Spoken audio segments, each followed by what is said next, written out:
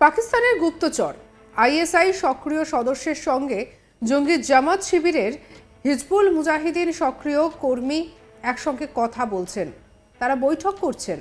ভাবতে পারছেন কি অবস্থা চলছে এই বাংলাদেশে? শেখ হাসিনার বাংলাদেশ ছাড়ার পর থেকে সেখানকার পরিস্থিতি অশান্ত হয়ে রয়েছে। হিন্দু সংখ্যালঘুরা তো অত্যাচারিত হচ্ছেই, তার উপর উন্নয়নও যেন একেবারে থমকে গিয়েছে। এই কথা শেখ হাসিনাকে বিভিন্ন সময় ভিডিও বার্তাতেও বলতে শোনা গিয়েছে। আর এর মধ্যে এখনো অন্তর্বর্তী সরকার নির্বাচন করিয়ে উঠতে সক্ষম হচ্ছে না। সক্ষম হওয়া তো দূরের কথা, এখনো সম্ভাব্য দিনক্ষণও ঠিক করতে ব্যর্থ এই ইউনূস প্রশাসন। এরই মধ্যে পাকিস্তানের গুপ্তচর আইএসআই সক্রিয় সদস্যের সঙ্গে জঙ্গি জামাত শিবিরের হিজবুল মুজাহিদিন সক্রিয় কর্মী একসঙ্গে কথা বলছেন, তারা বৈঠক করছেন। তথাকথিত সমন্বয়ক হাসনাত আবদুল্লাহর মৌলবাদী হেফাজত ইসলামের নেতা মৌলানা মামুনুল ইসলাম, বিএনপির কেন্দ্রীয় নেতা সালাউদ্দিন আহমেদ সহ জামাত নেতারা গোপন মিটিং করছেন। আর এই ভিডিওতে পাকিস্তানের গুপ্তচর উর্দু ভাষায় কথা বলছেন। বৈঠকে বলা, মুসলিমরা যখন একজোট হয় তখন সবাই হেরে যায়। আপনারাও দেখুন সেই বৈঠকের কথোপকথন। 5 में जो काम हुआ मैं वहां मौजूद था और आखिरी शख्स जो स्टेज से उतरा वो मैं था। अभी मौलाना साजिद रहमान ने मुझको वहां उठा दिया। वहां हुए मगर लोगों के छीटे सब मुसलमान हो गए। वो एक बात है, मुसलमान जब ताकत के साथ गठजोड़ मारते हैं ना, मुसलमान हार जाते हैं। इसलिए जनाब, अगर हम मौका तलाश करते हैं, अगर जिस मौके को हम इस्तेमाल नहीं करें तो हम तुम्हारा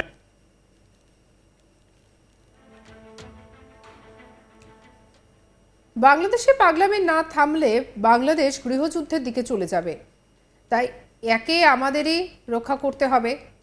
ইউনূসের পাগলের বাংলাদেশে গৃহযুদ্ধের ভয়ে কাঁপছেন জামায়াতের শীর্ষ নেতা। আর এদিকে এতদিন পর্যন্ত ভারতকে চোখ রাঙিয়ে একের পর এক হুমকি দিয়ে গেছে। ভারতকে কতই না অপমানমূলক কথা বলেছেন।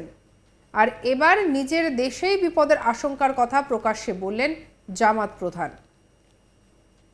আর এবারে এই পরিস্থিতিতে স্বাভাবিকভাবেই একেবারে একাধিক প্রশ্ন উঠে আসছে।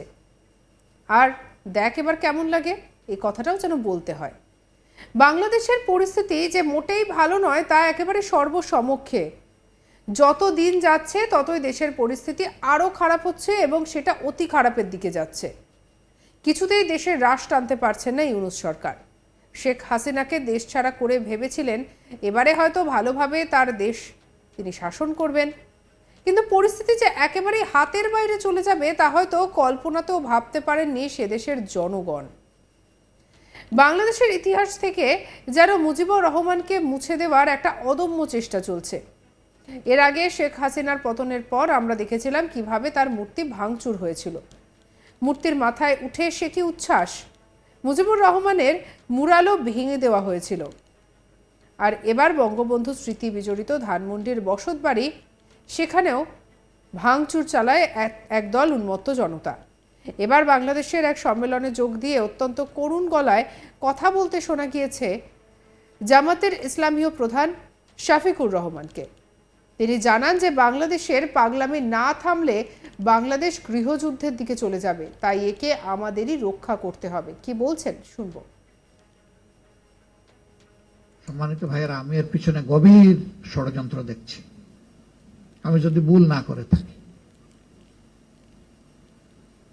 দেশকে অন্যদিকে এখন ধাক্কাইয়া নিয়ে যাওয়ার জন্য বহু পক্ষ এখানে কাজ করছে, বহু অ্যাক্টরস এখানে এঙ্গেজ হয়ে গেছে।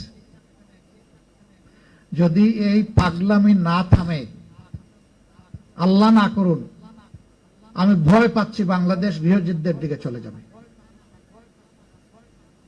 এত রক্ত, এত ত্যাগ, এত কুরবানি, এত কষ্ট শিকার, এত জেল জুলুমকে আমরা খেটেছি গৃহযুদ্ধ তৈরি করার জন্য। আমাদের সবার নাক কান সজাগ রাখতে হবে।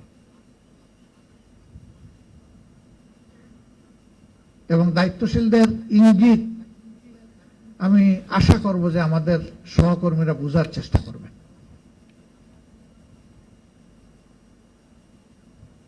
আমি নিশ্চয়ই একটা অযোগ্য মানুষ, অদক্ষ মানুষ, আমার কোনো ওরকম জ্ঞানও নাই, আর ওরকম আমার কোনো অভিজ্ঞতাও নাই।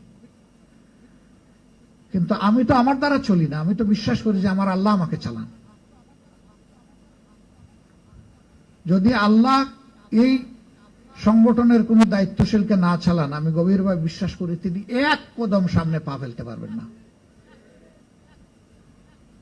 তবে হ্যাঁ, মানুষ হিসাবে আমার যে ত্রুটি, এর দায় সম্পূর্ণ আমার, এটা নিতে হবে। এটা কোনো বান্দা বলতে পারবে না যে আমার কোনো ত্রুটি হয় না, ভুল হয় না। যখনই কেউ ভুল করে, অন্য যখন তার উপর ঝাঁপায় পড়ে, আমি বলি একটু থামো, এরকম ভুল তোমার দ্বারা হয় কিনা আগে একটু চিন্তা করো।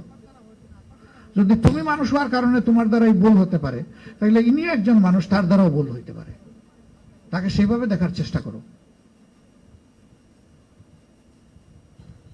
5 তারিখের পরে আমাদের দায়িত্ব আগের চেয়ে অনেক বেড়ে গেছে।